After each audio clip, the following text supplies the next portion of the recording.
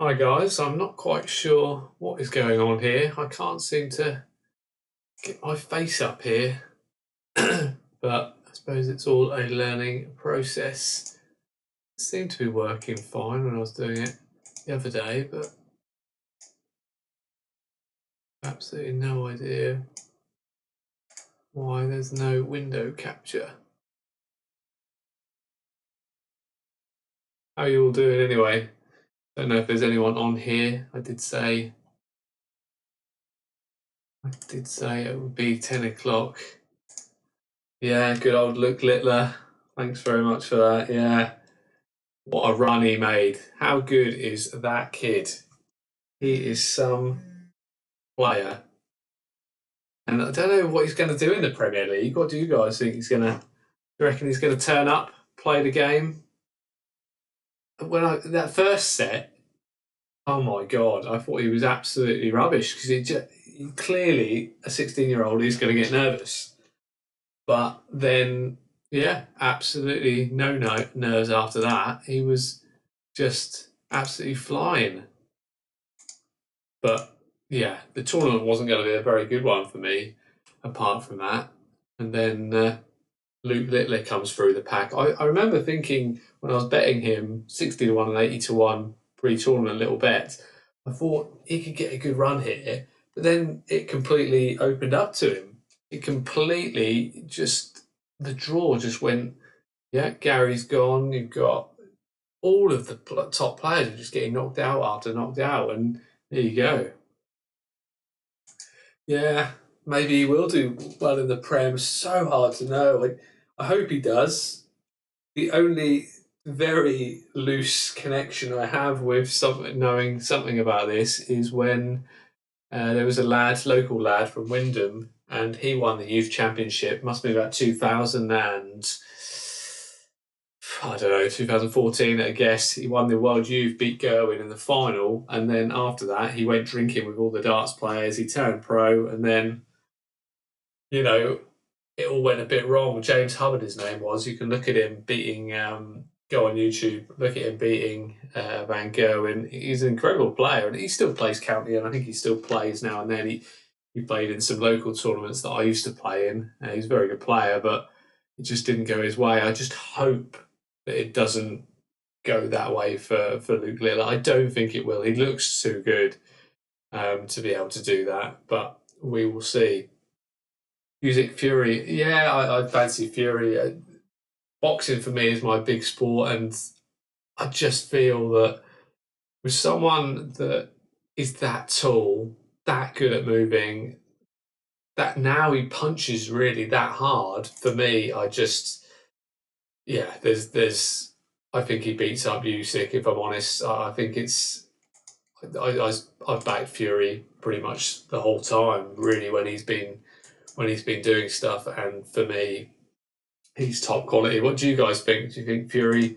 I know people will look at his last few fights and they'll be like, oh, I don't know, I'm not sure, against Ngannou. I think we'll find out Ngannou's actually a proper fighter, but we'll see. I mean, it's going to be. I think I will when the fight's nearer the time. I think I will have a little bit of money on Fury.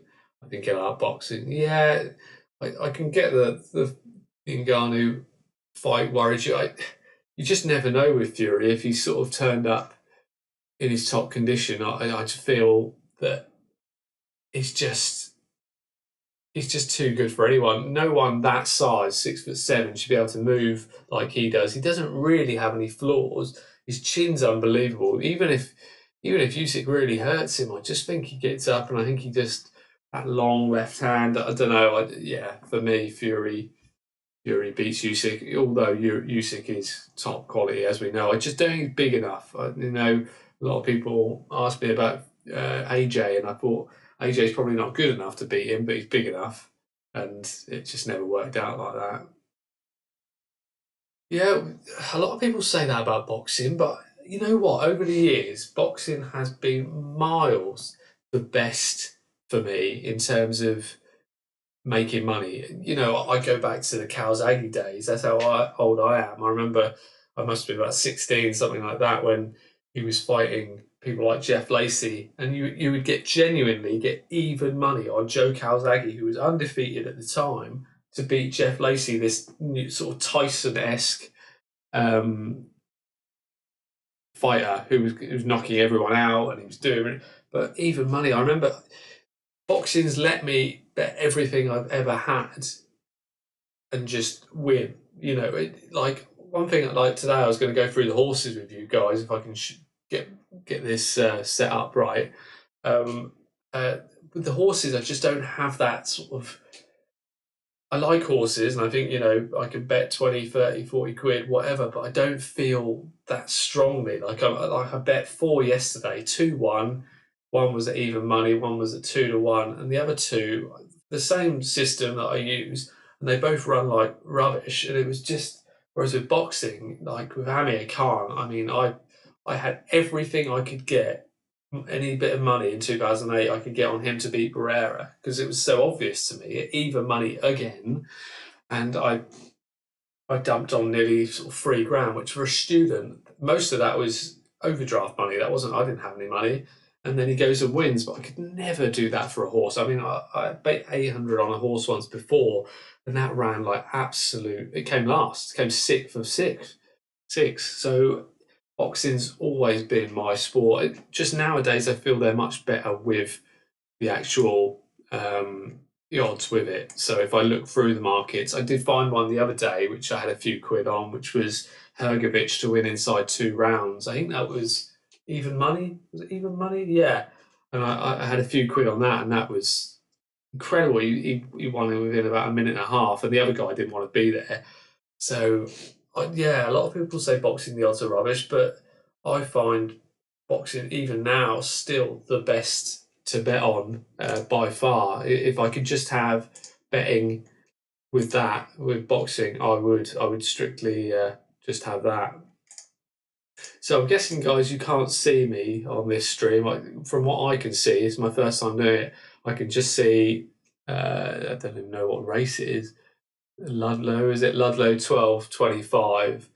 I do need to try and show my face, and then I can go through some of the horses that I've done today. Is there anything you guys fancy? Is there any tips you want to show here? I've backed a few.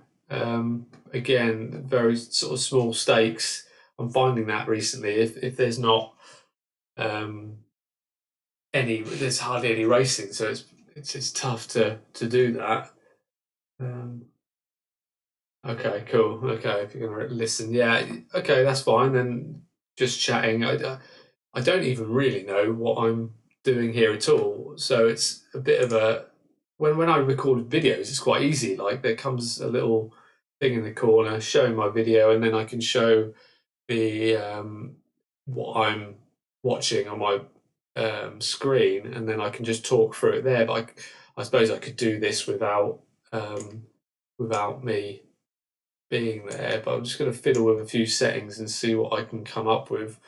Yeah, but can everyone hear me okay? Is it something that I don't even know what the stream's like, because the actual internet up here is a bit guff, but we'll see.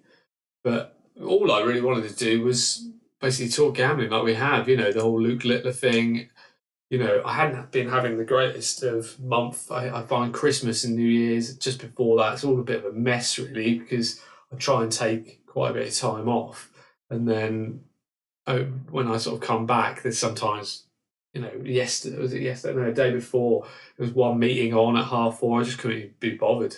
So I was just looking through, and I was looking through some of the darts markets. But like today, at least today, there is some horses that they look all right. Like I say, yesterday was frustrating. So where's the first one I did? So the first race today that I looked at and did last night was Ivec. I think it was spoken how it said. It's 12:10, unseated last time. It looked like hell. The run of the race was, it was sort of heavy ground, and it wasn't pushed at all. A few of the ones in front of Vec were getting pushed, and I just thought it was a strange one. A horse sort of got in front of it, just before jumping the fence, it sort of jumped it okay, but then unseated the rider.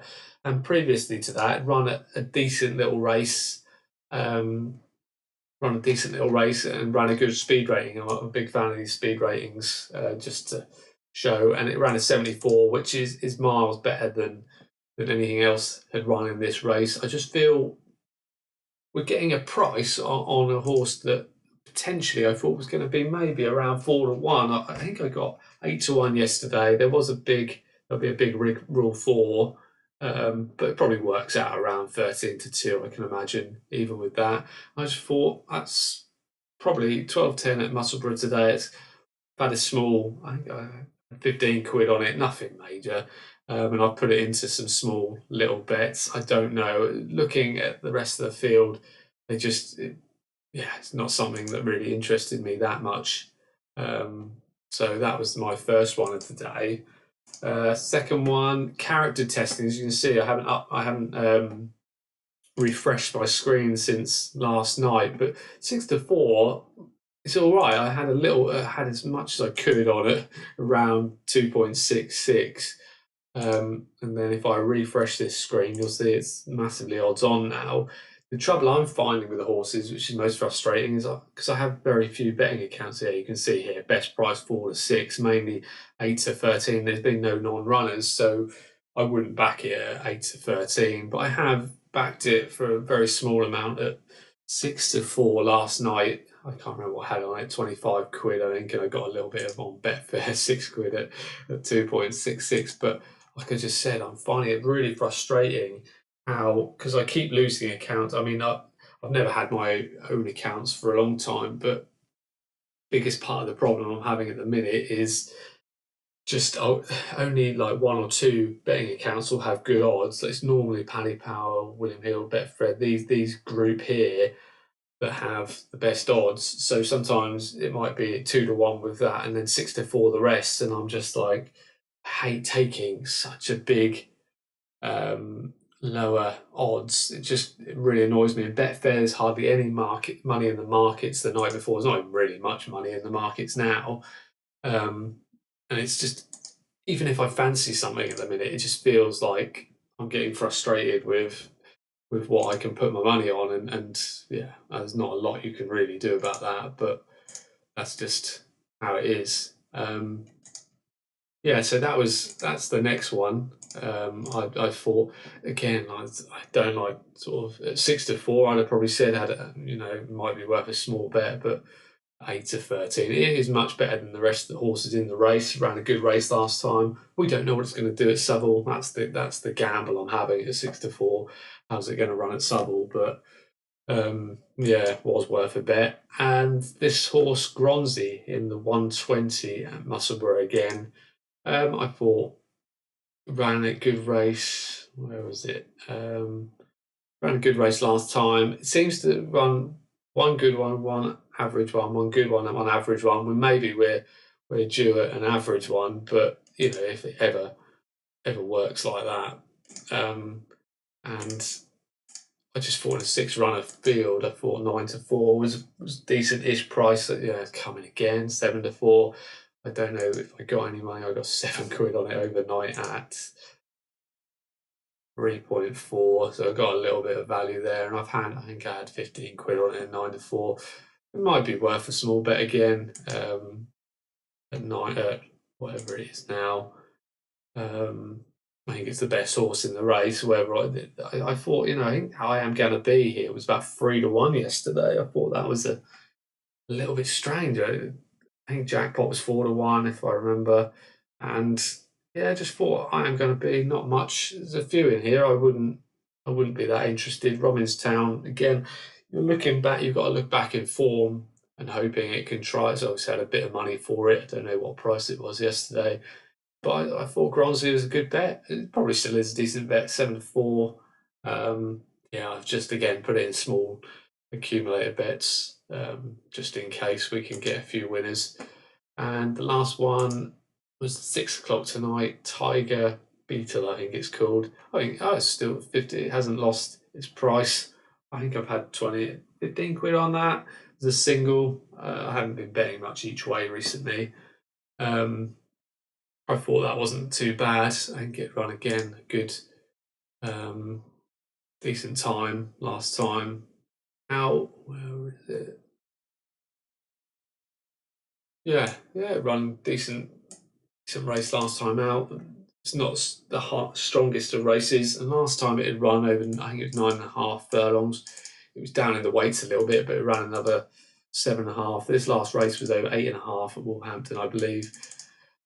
Ran at 79. It should be up there. It should be. I just thought it'd be a bit short. I thought again it might be about 5-1. A little bit of value there, but again I don't really massively fancy anything today. I was going to look at a couple of bad odds-on races today. I think there's this one and the 135. I don't mind the small little four runners. I find I do okay on them. So yeah, and this race I haven't looked at yet. It's something I'm going to look at because they start fairly early today, but I don't think that the first one I've got is 12:10. So I was going to do a live stream for however long you guys wanted to chat for, and then go from there. Really, well, what is it you guys sort of bet on most? Do you guys bet horses, boxing, cricket? I used to bet everything, but nowadays I'm trying to be a bit more specific. But it's so hard to. I find the markets are a lot more efficient than they used to be, and I think that's a bit of a problem. But there's still money to be made out there. You know, like last month was good for me. It was decent, and this month started slow, but with the darts, if you can find an up and comer, someone like Luke Littler, you'll be fine. But it's a funny game gambling. It always, for me, the thing I find the hardest is the losing. I know that sounds ridiculous, but over the years I've lost so many big bets and I've lost time and again. But I'm still not great with taking the losses. It's weird. If there's something I could do, it would be so good if I could just learn how. It really would make a massive difference to me. I'm going to see if I can add something here, guys, just to see it, because all I can see is a very small screen of the love tree at the minute. But let's see.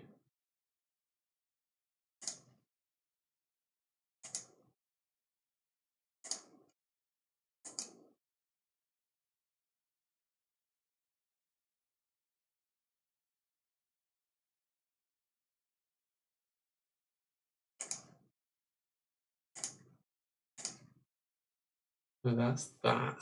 Just need to put. I really don't know how to do that. All this technology, guys, it has got me. Where would I? Video capture device, maybe.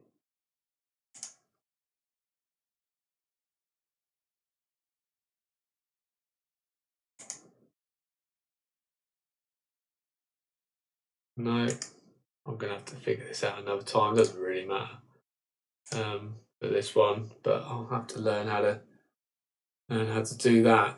Yeah. So, what is it you guys like to bet on? Because I find gamblers are funny. I was always told that you should try and bet on as many different sports as you can, as often as you can, and then add in, if you can do a bit of match betting, if you can do a bit of arbitrage, whatever you can do, that's what you should do. But realistically, for me, boxing was my big thing. I would dabble in others, tennis, rugby. I used to bet quite heavily in parts, but it's so hard to be spread out across, 20 sports, like I was told, that it feels like horse racing was the one that I've always tried to sort of perfect if I could. But again, if I'm honest, I'm playing the numbers a lot more than I am anything else. Like I'm technically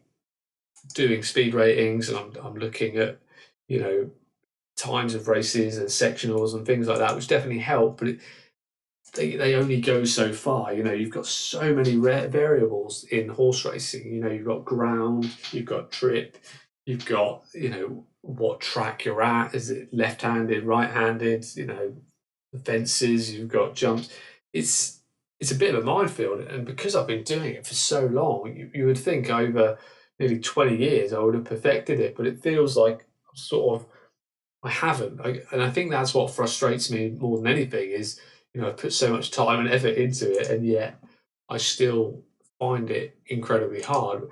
One thing I do like betting on now more so is, especially with the split in golf, like the live golf, I find that it's a little bit less. I think it's a little bit more difficult, less difficult than it has been over the years because you've got such a big split of such good players, especially now Rahm's gone.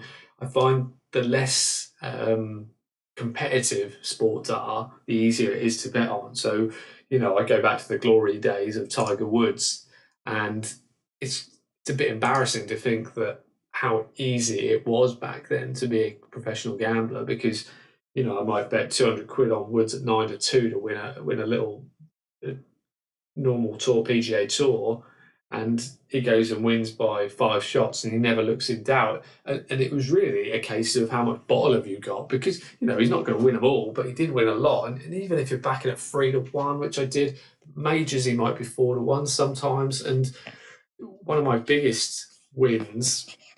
It wasn't one of my biggest, but it was one of the sort of strangest wins. Was when I backed him around again 2009, something like that, for him to win 2 tournaments back to back, and lo and behold, he won the first one, and he was 3 shots clear in the last major, PGA Championship, I think it was, and then Wei Yang came and blitzed through the field and beat him. But luckily, I laid some of him off because the double was 7-1, and I think I had something ridiculous. I don't know what I was doing. I think I had like 700-800 quid on him to win the double. I backed him to win both tournaments individually.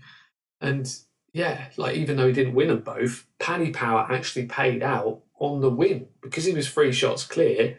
Paddy Power on the last day, if I still have that account, guys, I would love to show you. I could probably find something on the internet saying that they paid out on the Sunday because he was 3 shots clear and the odds, he was so short and he couldn't lose from that thing. And I remember speaking to my mate, oh, what an absolute muppet mistake this was. I remember speaking to him saying, what do you reckon? Is he going to win? He goes, he'll never in a million years lose this tournament. And he had some money on Woods as well. He was going to win a fair few hundred quid. And but I was going to win quite a lot more. And I was like, I don't know. I don't know if I trust him. And luckily, I trusted my gut, and I laid him for about 1,500 quid at such short odds. I was only going to have to pay about 300 quid out. But my God, it was an absolute nightmare. He lost. I think if I'd have won, I'd have won probably another 3 grand. But like I say, I'm going back through the years, and it was so much easier there. Like Amir Khan fight, Pacquiao. I remember backing him to beat De La Hoya at 10-3. I mean, give me 10-3 on Pacquiao to beat De La Hoya now. I probably don't need to gamble much more anymore. But it's much tougher now, I find. So I'm sort of interested to see what how else everyone else bets, and how do they go around doing it all, really, because it's just it can be a bit of a minefield. If you like this live stream, guys, can you please like it? That might get a few more people up in here.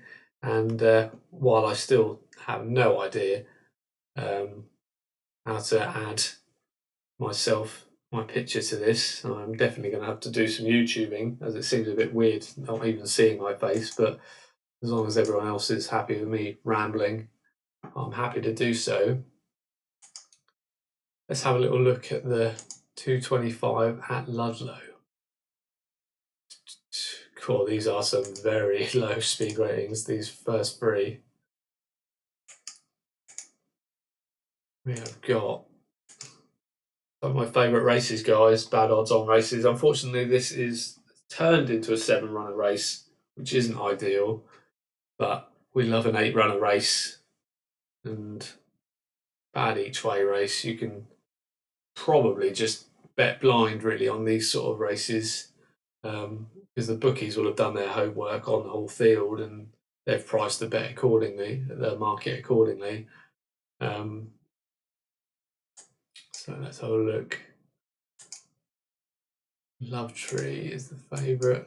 Oh, its last race was not much of a speed rating. What we got here, what's it say? Readily saw off reopposing Davis and Cotwell's 7.5 lengths on hurdle debut.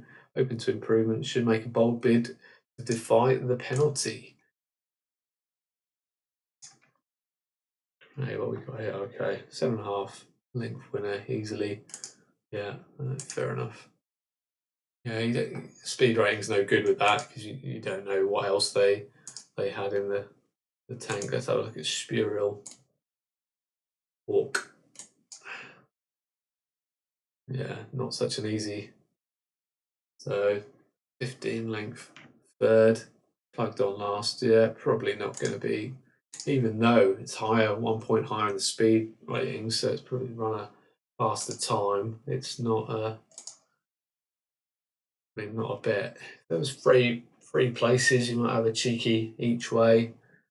But no, okay, so David Cotswolds, 7 lengths behind, 7.5 lengths behind it in that last race, both off the same weights now. No, so it gets £7. That could be it's something I'd probably go to Sporting Life and have a little watch at that race. Have a little look, see.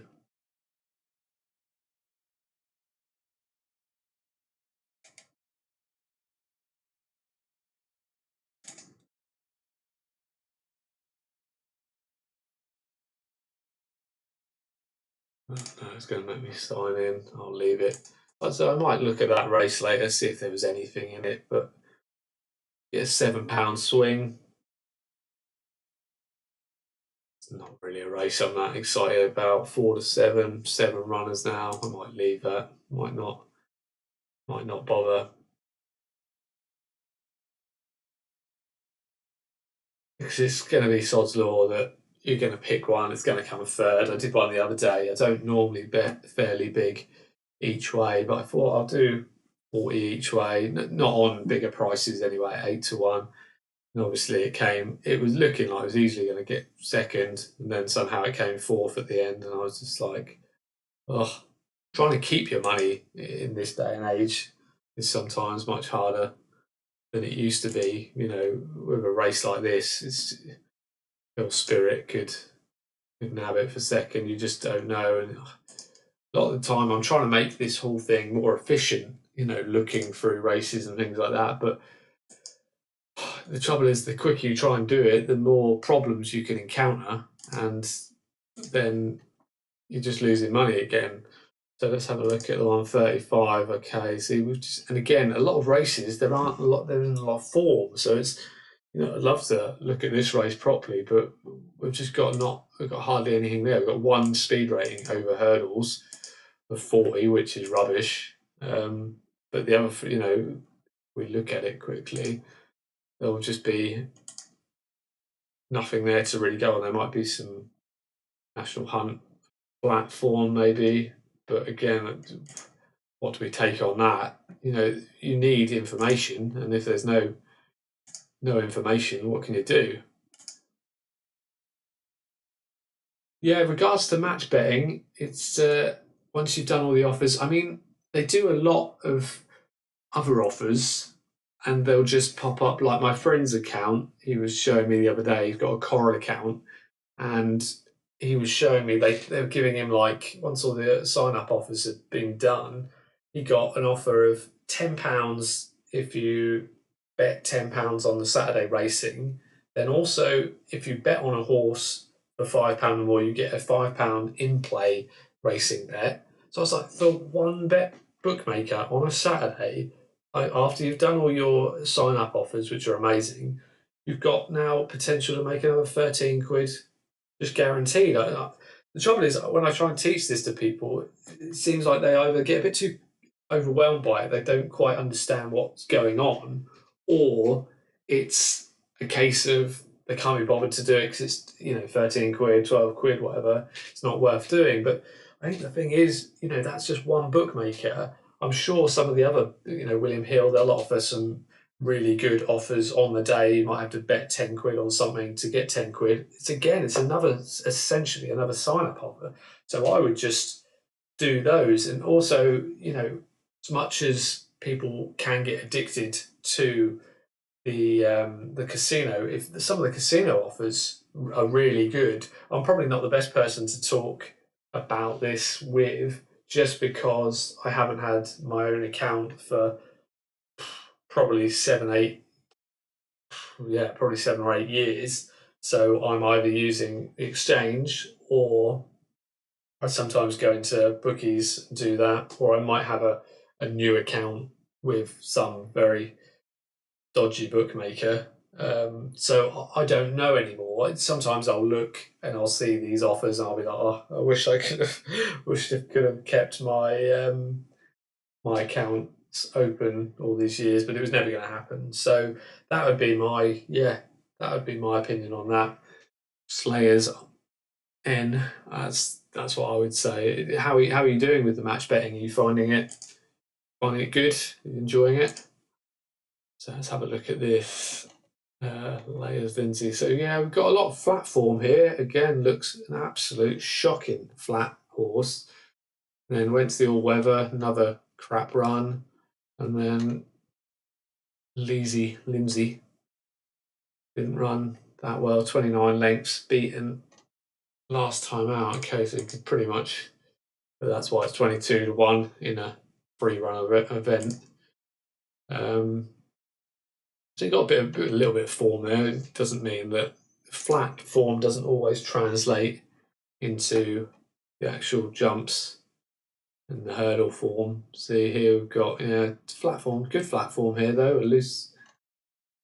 Elucidate. Amy Murphy just come over from France, I'm assuming. Yeah, so not bad. It was good heavy. It's running heavy. Nearly won a little maiden over there. Don't know what the times would have been. It's got 2 entries, always like that. Yeah, I mean, again, a lot of the time we're gambling though. That's and that's I am a gambler, but you sort of want more. You want more information. A race like this, you would have to say, yeah, going to be favourite running at Kempton in a Class 2 hurdle. But did get beat 14 lengths, but ran a 40. Yeah, so it's going to be favourite. And then you've got quite a tough little race actually, a little 4 runners. I hate tough races. I like it when there's 2 runners that could probably win. The other 8 are crap, and then we're good. But yeah, this is not one of them. It's so funny with Henderson and Nichols. Sometimes they'll pull up, and then next time they'll win by 20 lengths, and it's a bit like, as much as speed ratings are great, they don't account for what the trainers know. So yeah, again, I'm not gonna bet on that race. I hope this is showing you the sort of ways I go through. Starting in December, and I am up over 1K. That is awesome. Completed all the sign up offers, just trying to figure out what the next steps are. Yeah, I mean, that's brilliant. Are you now putting that 1K into a sort of pot to maybe gamble with, like what I do, or is it just you want to try and make as many, just much guaranteed money as possible? Because £1 that's really, really good. That's a brilliant start. Like I said, I as long as you don't get addicted to the casino, I would do some of them, but unfortunately I've got some horrible stories of people that have lost stupid money on those casinos, so I wouldn't. Yeah, it's not something I would sort of do. I would probably try and say avoid them. I would try and, depends how risk averse you are. I mean, if you wanted to be a gambler and make sort of a few £100 a month extra on the side of a job, or, I would look into betting. Betting is brilliant. Like when you find value, I mean, if you've got time to look through races, and you've got time to look through betting markets, and you've got time, sometimes there still are really good value out there. It's just it is that losing that people don't like. You know, people will happily put money in the stock market and put money into banks, giving you low percentages, but really it's no real difference to the stock market. Really, just you get a lot. You can get quicker rewards, and yeah, if you're good, then you can make quite a bit more than you could off a small bankroll there. Just after guaranteed profits, really don't really want to gamble. No, that's fair enough. No, I would say it's good. I hope people will come to this channel with both that idea of just guaranteeing extra money. I think things are getting quite tight now. You know, I know a fair few people have lost their jobs. You know, the economy's in the toilet. It's a case of any extra money, you know, is a bonus. And I think so.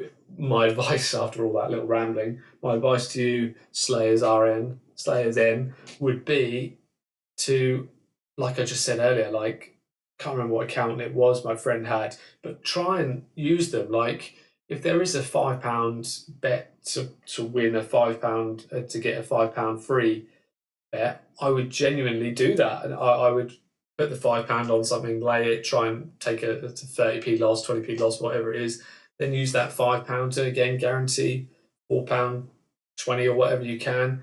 And yeah, some people will say it's only £4, but they're going to be £10 ones, they're going to be £21 ones. I would just keep doing them. I would try and set up as many accounts as you can. You obviously know what you're doing with that.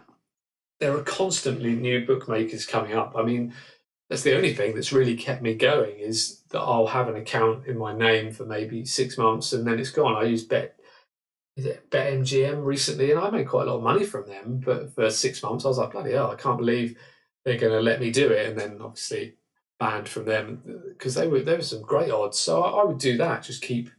I hope that helps. Yeah, just keep nicking little bits of money here, there, and everywhere. Grandstand jockey, how much do you need to be a professional?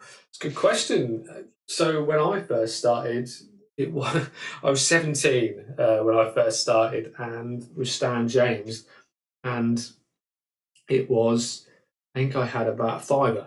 I think they let you deposit a fiver now. I think it's minimum tenner then, and I was learning by betting very small, and then it just turned into, I got very lucky with one. I put a pound on something at 90 to 1 in a football. It was something like Ballack to score first, Germany to win 2-1, and something else. Yeah, and it was 90 to 1, and I couldn't believe it. And that was, unfortunately for me, in that sense, that was where I was hooked. So I got that 90 quid, and then I was betting £2. And actually, funny enough, right at that time, I had a £2 ACCA on genuinely 22 tennis matches, and I got 21 of them right. I mean, they're all massively odds on, but it was still going to pay because I had a couple of big price ones there. Justin N and Arden let me down for 24 grand, and I was just like, you mother.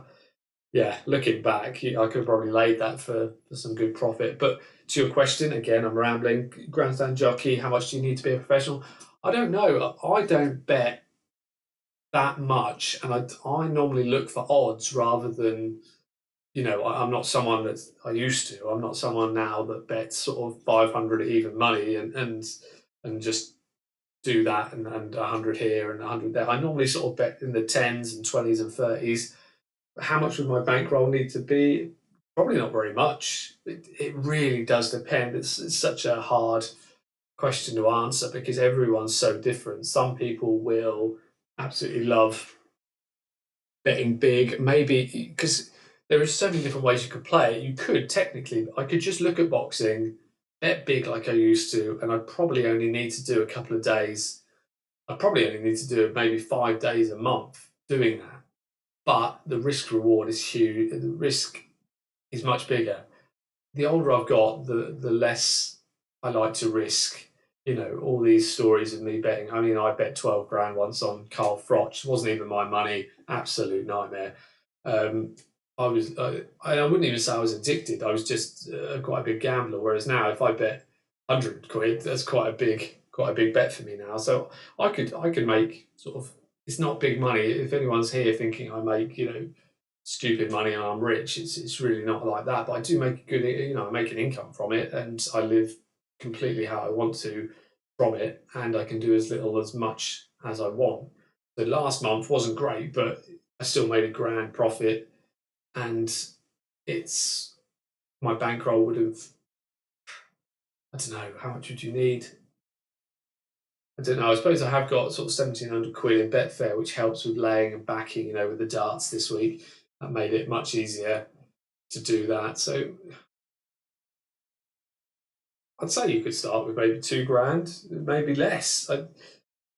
Yeah, I mean, like with Slayers said earlier, he's made a grand on you. Could That's how I would say to people, if you want to sort of go professional and give it a go, you could build up so a grand like Slayers then has done there, and then go with that and then see how you get on. If you are just starting though, I would probably paper trade a lot. One of my friends, very good friends in London, he loves a paper trade, and we paper traded speed ratings for 4 or 5 months before we started really properly betting on them, and they were too good to miss. So, yeah, I think you could start with anything. It depends how good you are. You're going to have some gamblers that are just so good, and they could pick horses here, they could pick tennis players here, and like I probably used to be really quite good. Um, Now I've been a bit more lax with it. I'm probably not quite as sharp, and I want to spend less time doing it. I probably need a bit more, ironically, now that I'm doing it. But yeah, it's how long is a piece of string, to be honest. But is anyone sort of contemplating doing it?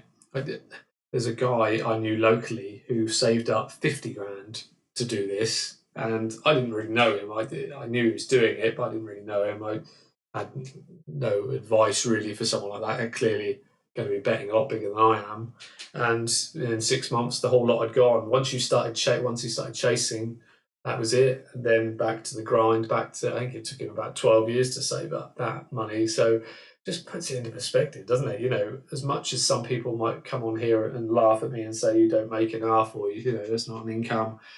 I don't know. I haven't worked for 13 years, I think it is now, maybe more, and I enjoy it.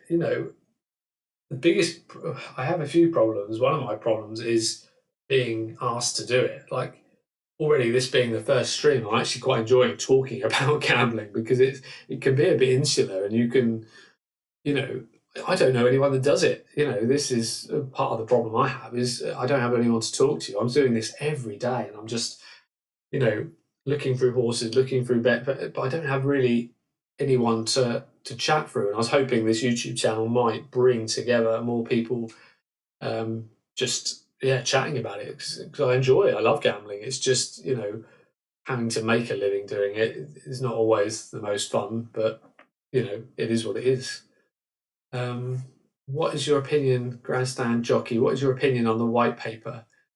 Do UK bookies abuse their powers, holding winnings when you win? Should we copy Australia with minimum bet? I mean, I don't really know what you mean by the white paper. You might have to chuck something in the chat by doing that. I think UK bookies, they do abuse their powers. I think a lot of companies will abuse any kind of power they have just by because they can, and it's so frustrating because even getting banned.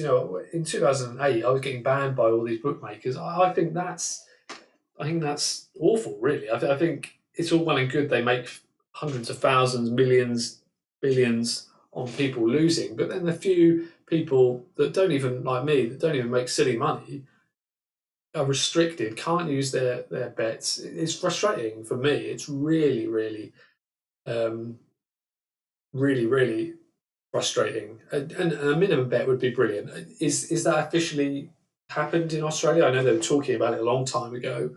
Has that actually been a thing? Because that'd be brilliant. That's all I'd want. Even if it was, I don't even want, and I'm not even talking just for me. I'm talking for everybody. Even if it was minimum 10, 15 quid. I don't think I'm being greedy there, but I can have a 10 or 15 quid on anything I want. I'm not saying, it's just when you can't use their site anymore, it just makes it so much harder for the few that win, the very few that win, to use it. It's just, nightmare. Slayers in. I started with 2K, but that was because I wanted to get through the sign up offers quickly. So you need to be able to lay the odds. You won't lose the 2K if you do things correctly. Yeah, There you go. That's great, great answer. Started with 2K. I mean, if someone can save up 2K, brilliant. Probably do it on less, if I'm honest, but yeah, that's good. The government white paper on affordability checks. I haven't actually read it. If I'm completely honest, it makes me so angry reading anything to do with affordability checks and things like that that I haven't read it yet. I'll definitely have to read it, and I'll make a point of reading that soon to see um, yeah, what that's all about. What what do you guys think in terms of these live streams? Do you think they're worth doing? If I could sort of run through, you know, certain bets or certain, like if I like a boxing bet, I'd quite like to maybe run it through with you guys, or like just chatting gambling. I'm enjoying just, with you guys. It's something none of my friends really do. Either they've had a problem with gambling, or they don't like losing, or they feel it's a case of, they don't want to do it, which I get. I'm the only person I've known. There's one other guy locally, but he's still working full time, and doesn't want to give up that income, which is fair enough. I just hate being told what to do by a boss, so it's a case of I'm very happy doing what I'm doing. It's just I've got to try and probably got to sit down more and do it properly. But yeah. So, have you had any luck with multi accounting? No, not really. I was reading about it before, sort of worried a little bit about what might happen with all that. Um, the sort of trust element of it is a bit of a worry, and I don't know um, how it works technically. I don't know, how you get the funds in there, how you get the funds out. But yeah, any way I can set up new accounts would be amazing. But I haven't really had much luck in looking into that. Yeah, no, oh, good. I'm glad that these live streams could be just good for just a chat. Just a gambling chat. Questions, answers. I have been doing this a long time. 20 odd years, really. It's probably coming up to 21 years. So as much as some people might, I'll get trolls saying, you're not a proper professional gambler, you're not this, you're not that. Well, the reality is, I can prove, my friends have seen me gamble. I mean, I've lost 800 quid betting France to win, not France, Brazil to win the World Cup when I was young. Like, I've been through, I've placed numerous bets on every sport, tennis, I've got some great stories with it. And the thing is, because most people don't gamble that I know really, they're not really interested, which is fine. But finding sort of people that are interested in that, I think is good. I want to I want to do some interviews. There's a few people you guys probably know, Flat Cap Callum, and Connor 500. There seem to be two guys, sort of English guys that gamble. I'd quite like to get them on the channel, interview them, see what their story is, and things like that, and just sort of generating a bit of a community with it. Because, like I say, I'm a bit of a lone wolf, and it's fine. I can make it work, but I'd rather have chats with people and live streams and just have fun with it. Really. Um, Grandstand jockey. Betfair liquidity is in big decline. Has the exchange lost its edge? I do horses, £1 every box in play. Which sport do you have your biggest edge? Interesting. That's cool. I'd like to know a bit more about you backing every horse in play. How does that work? In what time? I know what you mean about liquidity. It's so funny when I can remember when Betfair first started out, and there was absolutely no money in the markets. My friend was doing some crazy arms, sort of backing something at 3-1 and laying it off at sort of 6-4. And for small stakes, but making a fair few quid doing it because no one was on Betfair. And then it became massive, and then they got greedy, as every business does. The disgusting powers that be. There's a good book on Betfair, actually. I can't remember what it's called, but it's about the guys that owned it. And yeah, greed, disgusting, the premier charge and all that.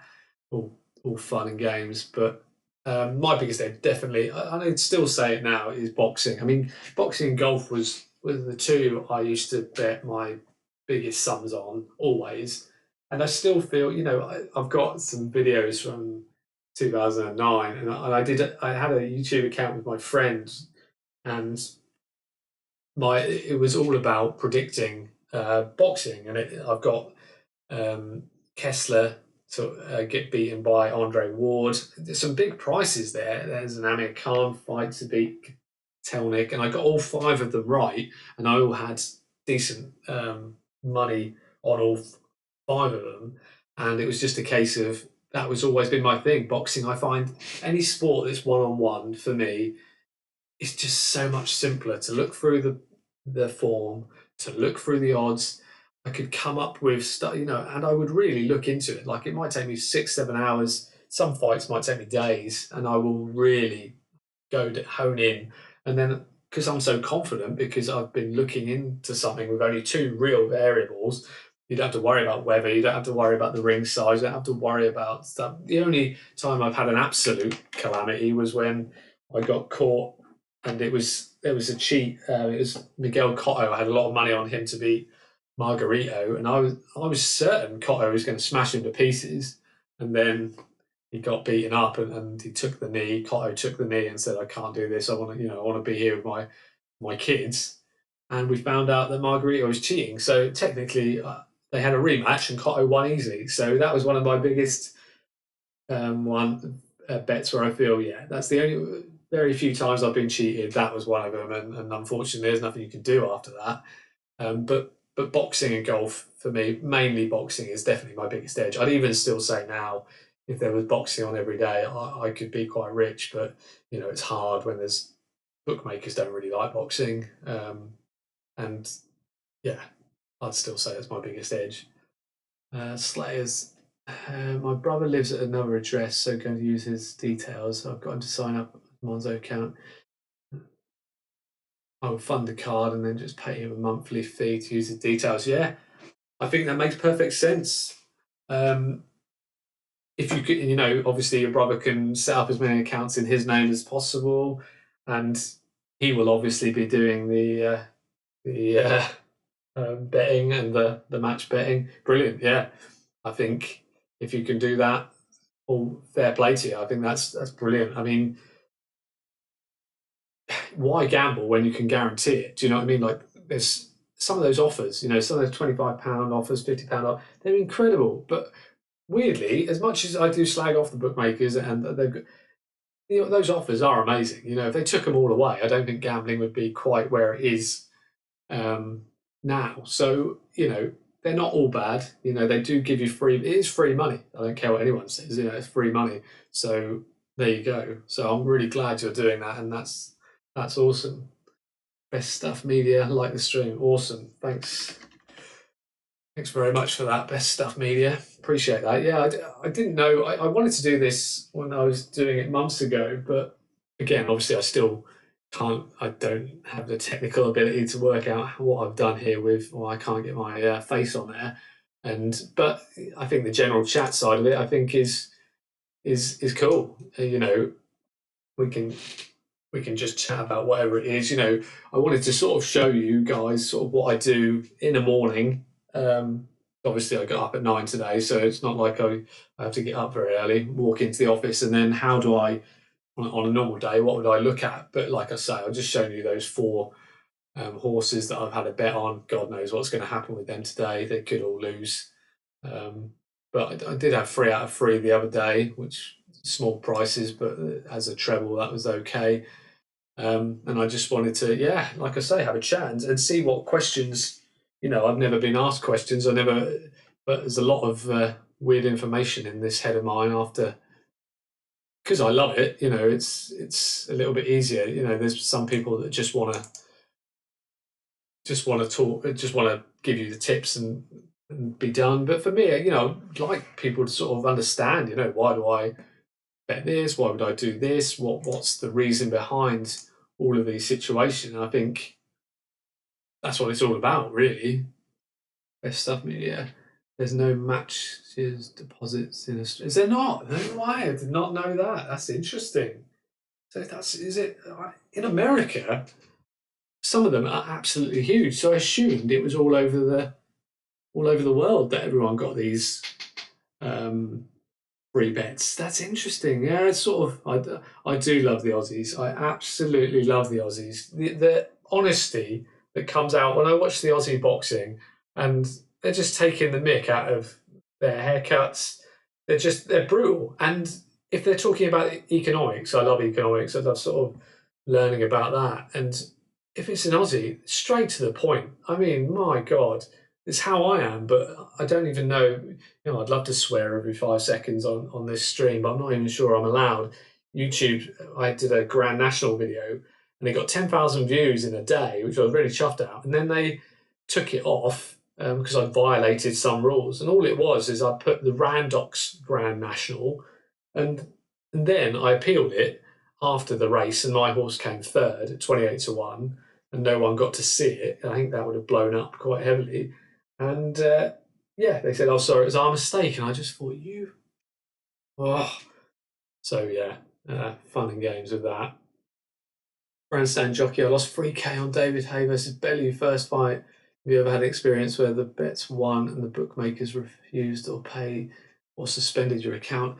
That David Hay fight, you know, I remember so many people asking me, and you'll be able to tell me better than me. I've got a funny feeling it was very short odds. That's the only thing that saved me on that. I like Tony Bellew. I think he's a good fighter, but David Hay, at certain points, it was just a destructive machine. So the only thing, and this is the only thing that saves me a lot of the time, is the odds. I'm assuming I've got a funny thing, maybe like 1-3 or something, or maybe 1-4. That's the only thing that saved me. If David Hay was even money, I'd have lumped on like you had. I'd have probably had 2-3K on him, and I fancied him. But luckily, I got saved by the odds. But that's brutal. Oh, sorry to hear about that. Have you ever had an experience where bets won and the bookmakers refused to pay or suspended your account? I had. You might have heard of Football Index. It was a trading sort of site years ago that went bust. And I had a nightmare getting money out of there when I'd won a little bit. I did get it out in the end, but I had to jump through some serious hoops, which I was not a fan of. Have I had any experiences where they've suspended my account?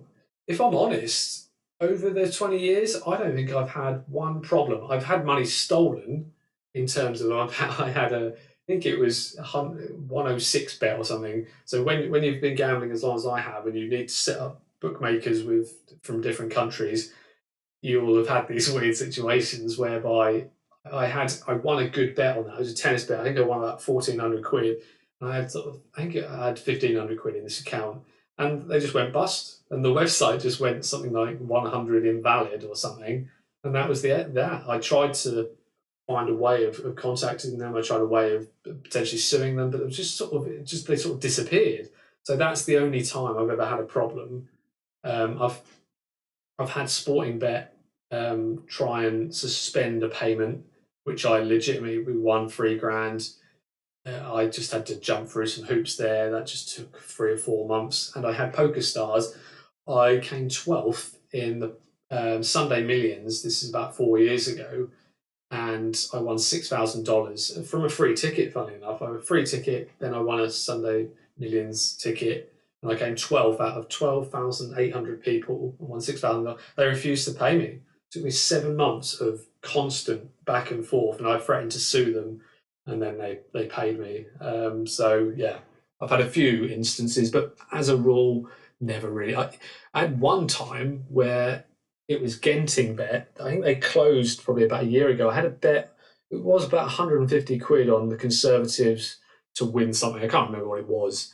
And because they were shutting down their sports betting account, they let me have it as a winner. I was like, "Are you serious?" So as much as bookies can be looked upon as scummy, I've had some cool, interesting situations whereby they have sort of done something pretty good. Slayers in. I was worried that this was a fake YouTube channel when I saw the old videos being uploaded.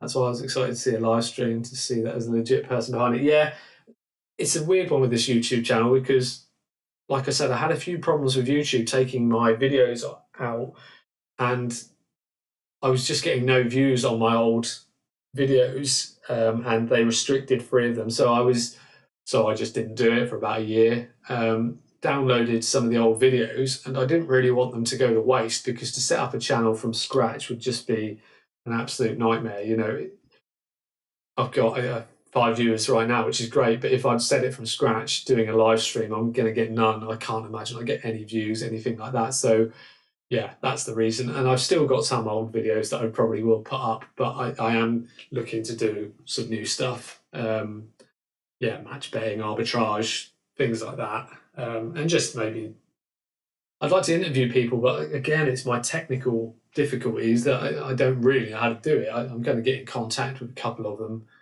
The guys, Connor 500 and Black Cat Cannon, and maybe Carnberry, if I can get him on, something like that would be good. Probably won't come on, but we'll see. Stuff media, we want the knowledge. Good. Well, yeah, it's there. The one thing I have got is a lot of years in the industry. You know, some people might not say it's much use, but I think it can be. Stuff media, illegal to advertise it for a while, but now it's banned, I believe. What's that? I'm getting a bit confused. Best stuff media, salt of the earth, honest Aussie blokes. Yeah, I love it. I do. When I'm listening to economics and I'm hearing them talk, and there's, you know, the state of the situation in Australia with the housing market and various other things. I love it because it's what it's all about. You've got to be honest. It really, it's what it's about, in my opinion. You know, it's all well and good people sort of bigging stuff up, but honesty is a big thing. Grandstand jockey David Hay was wonderful. Yeah, I remember the second fight. He was still, I'm pretty sure he was still favourite. But my friend backed Bellew, and I said, "Oh, I don't know. It's up to you, but it's probably not something I would have done." And then yeah, he's laughing in my face. Me being the professional gambler with his £200 winnings. Fair enough. Carl Bristow, do you have a separate job or simply live off gambling income? Yeah, simply live off gambling income. My biggest issue is I'm a lazy mother, and I could do really quite well, in my opinion, you know, because I do know a lot about darts, I do know a lot about golf, a lot about boxing, but I don't know, I feel for me, life isn't really about working, even though I love gambling, I really do, and love predicting stuff. It's still work, really, and I still enjoy it as much as I used to. It's just, yeah, but no, it is yeah, I have no other income, nothing, just pay the bills and everything from my gambling. And like I say, my only problem is that I'm just so lazy with it and could do 5 days a week, maybe 6 days a week and make a lot. But I'd rather do maybe, I'd love to do 1 day a week, if I'm honest. One big whip day, make 250 and be done. But, you know, we'll see. It's, yeah. Carl Bristow, many years ago, I was 3K up on the Sky Bet through repeated over goals bets. Nice. Withdrew the money in one go, and Sky Bet gave me a £50 free bet to coax me back in. No way. I love Sky Bet. I mean, I lost my account probably 12 years ago, but God, I looked on a boxing the other day, and the bets I would have had if I had a Sky Bet account, and I would have won the over 180s market and things like that. That's it's the thing that frustrates me more than anything, is that I just don't have the option to a lot of bets that everyone else will have. And sometimes I look and I think that's ridiculous odds. I can't believe they're giving that. Yeah, they do give out some great free bets as well. Grandstand jockey, how do you find the long unsociable hours? Do you have days off, or is it every day an opportunity? To be honest, like I just mentioned, I'm so lazy that I'll get up late. Like some days I'll get up at 9:30, 10, and I'll scour the markets, and I might even just do maybe 2-3 hours in a day, and then go and either play darts with my mates or go chill out, just read a book or something. So yeah, I'm not someone that sits here for 12-hour days and 6-day weeks. I've got mates that work sort of labour jobs, and they'll, at the moment they're doing 6. I never see them because they're doing sort of 6 days, 12-hour, 14-hour day. It's not my style. I'll never be like that. I just can't be bothered. It, for me, if I could work as little as possible, that's what I would do. You know, even the YouTube stuff, I don't want it to take up very much time, because I just, if it does, then again we're getting into realms of what's it worth. You know, I've never made anything off YouTube, and I've probably spent, you know, 800 hours overall learning how to do it all, and doing it over the years. You know, so is it worth me doing it? Probably not. So yeah, and that's why I want to try a lot of things. I want to try these live streams. I want to try interviewing people. But if it doesn't work, that's fair enough. You know, I just don't want to put too many hours into something that might not make me anything. It's not like I want to make money from it. It just would make my life easier if I could make a few quid doing something else, because I don't really want to go working for anyone. I'm very happy betting on everything and doing all that. Best stuff media, maybe get interviewed first to get exposure, get a look at their setup. Yeah, maybe I've never had anyone contact me, but if someone wanted to interview me, I'd happily do an interview with someone and explain, you know, over the years what's happened. Slayers, then how old are you, if you don't mind me asking? I would like to not have to work anymore as well. Yeah. I mean, that was the plan years ago, was to maybe potentially earn enough to then just buy a house outright and do that. But it didn't quite. I've always done well, never had any big losses. Well, I've had big losses, but I've always been fine. It's just, it is hard to. The biggest problem I have is when you're getting restricted by every account, and then say I want a really big bet on something. I'll give you an example. A few years ago, I went into everyone goes, "Oh, go into shops and you can bet whatever you want there," until they know who you are. Well, frustratingly, I went in. I really fancied a horse, and I'd already had about 20 quid on it each way at 5-2. Got into there. It was 9-4, and I was like, it was about 10 minutes before, no, probably 8 minutes before the off, and that's what I've been told to do, you know, bet before the off, and £250, and they ummed and ahed, they sort of buggered about with it for a while, and then took maybe 3-4 minutes ringing and stuff, and they said, "Oh, we can only offer you £5 each way." I was like, really? I haven't really got time now to put the bet on, so I went on Betfair and I had a little bit of money on it, and obviously that horse went and won by 10 lengths and won easily, and the difference between, you know, I was going to try and get about 300 quid each way. I really thought should have been massive favourite. And instead I won nothing. It was just such a gut punch. And it's like, that's the problem with gambling for me more than anything, is that, you know, things like that happen and you need them to go well, because you don't get many opportunities like that. So it's, yeah, that's a frustrating thing. But maybe doing things differently to how I used to, maybe betting every day and betting smaller at bigger odds might be the way to play it. You know, I used to love big prices, so that might be how I play it, and then try and build up a bankroll enough to, yeah, to maybe not have to work anymore. And I don't really see this so much as work. Not really. It is, but it's different. And my age, sorry, 37. I don't know. Yeah, coming on to 38. Best stuff media. How many 180s have you got? Well, yeah, I used to play. A lot of people don't know this, but I used to play a lot of darts, and actually at one stage I was sort of playing 7 hours a day, and I've played a fair few professionals as well. So my best total in one day was 19. I hit 19. I even practice now and then. I hit 6 yesterday, just in practice as a mess around. But I watched Luke Littler and Luke Humphreys, and I just think, how are you so consistent? I mean, I could average 100 back in the day. I've won little local tournaments, and I've played a lot of local league stuff, and I've had a lot of 100 averages. But to do, like what Luke Humphreys did in that semi-final, about 109 average, I mean, I just don't know how they do that. The game is so flipping hard. But yeah, so quite a few 180s over my lifetime. Grandstand jockey, how did it take you to turn profitable? Did you serve the typical losing apprenticeship? No. You know what? Like I mentioned, I think the only reason I really got into gambling, because it's not really in my family. Mum never did it. Dad might have dabbled in it. None of my friends were really interested. And at 17, I don't know quite why I got into it.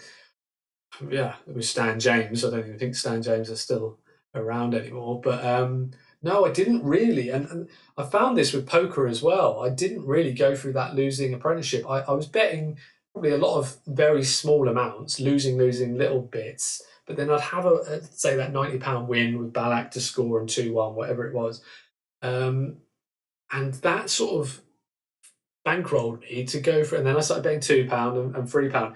And actually, I think the first month, so technically after that 90 quid win, I think I won 70 quid. And then after that, I was making three, four, 500 each time. So I actually don't think I went through any real losing runs. I was never someone to win silly money. So even when I was through uni, there's a lot of months I'd make 700, 800,000, you know, I was always there or thereabouts. I just, yeah, always managed to make profit. But I think back in those days, I was working a lot more at it. I was enjoying it more.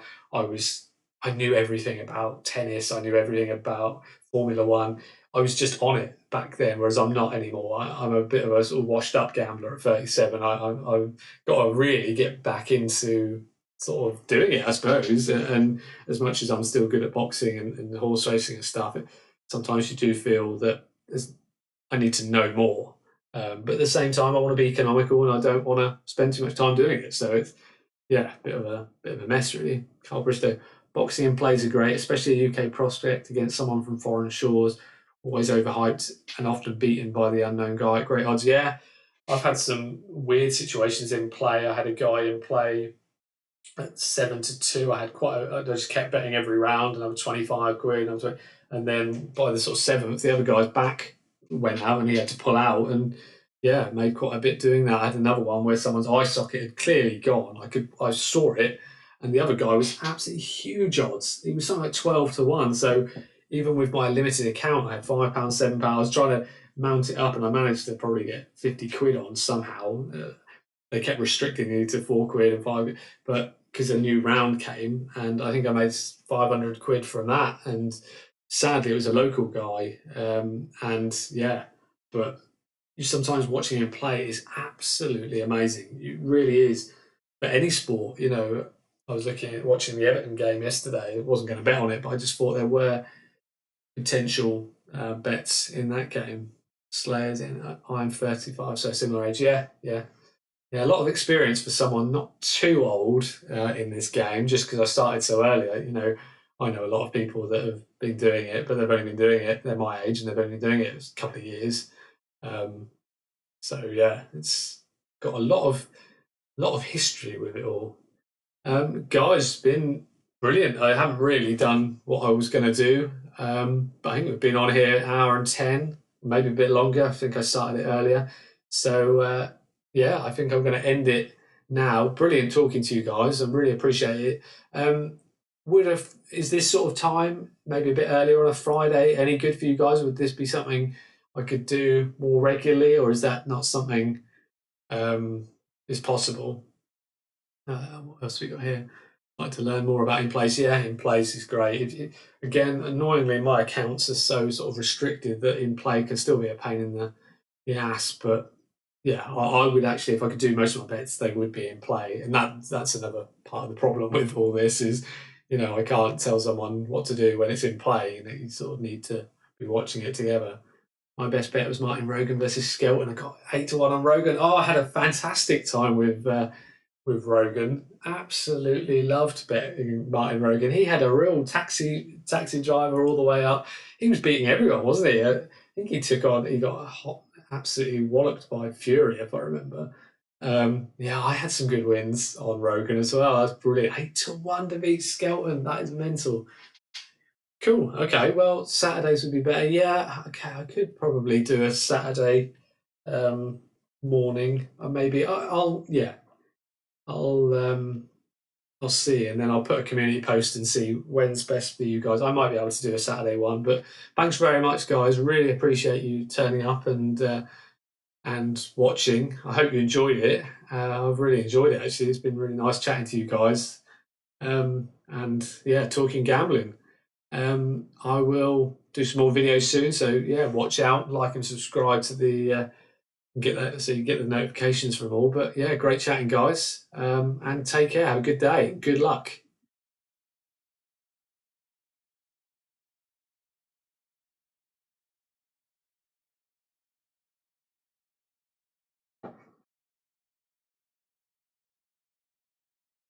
Cheers, guys.